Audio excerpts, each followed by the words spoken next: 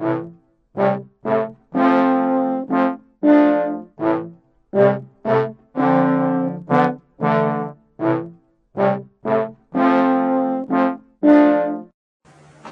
June 27, 2008, the official royal state visit to the Republic of Molossia commenced with Prince Christopher of Iceland and President Ba of Molossia greeting each other near the port of entry to Molossia.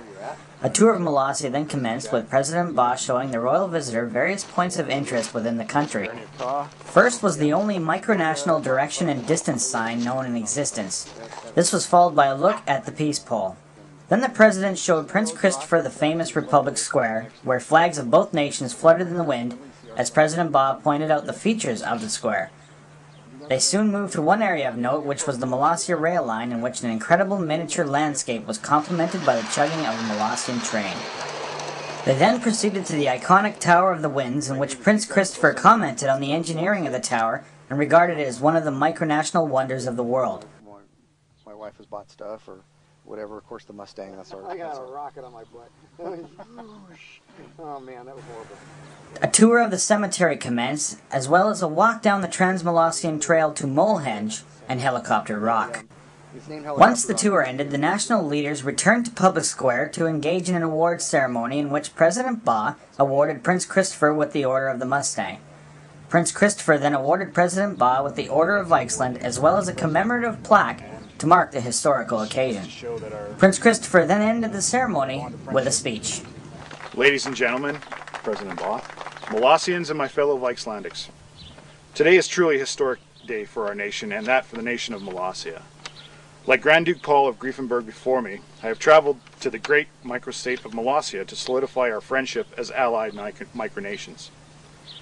It is my hope that this visit sets an example for other microstates around the globe and inspires them to get out and meet their allies and friends.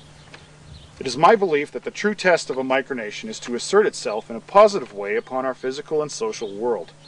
Simply putting up a website, sending emails, is something anyone with a computer can do. In my opinion, it's only one small part of what a microstate should be. Gathering people to help build and run that nation with a sound government and strong leadership is paramount and should come first. This is the foundation that will hold your nation for years into the future. I also believe that the micronation that influences the world by asserting itself in various physical manners and social interactions, such as flying a flag, erecting various trappings of a state, as well as speaking with media, allowing tourism on its soil, etc., is bound to be successful and eventually a sovereign nation. If you marry all these elements together, you will get a successful recipe that, if you're lucky, will give you a nation such as Molossia's.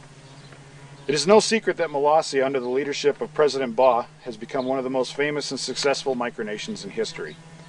I must say that myself and my fellow countrymen are proud to have them as friends. President Ba has shown that his well of friendship runs as deep as his wisdom, which is, in my opinion, bottomless.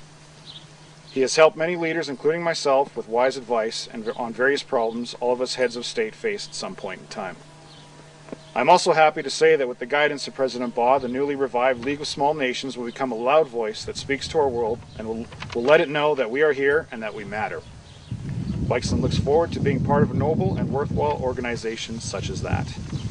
I will leave you with this thought. We must all take our national dreams and put them into action, for only action will make it possible for that dream to come true.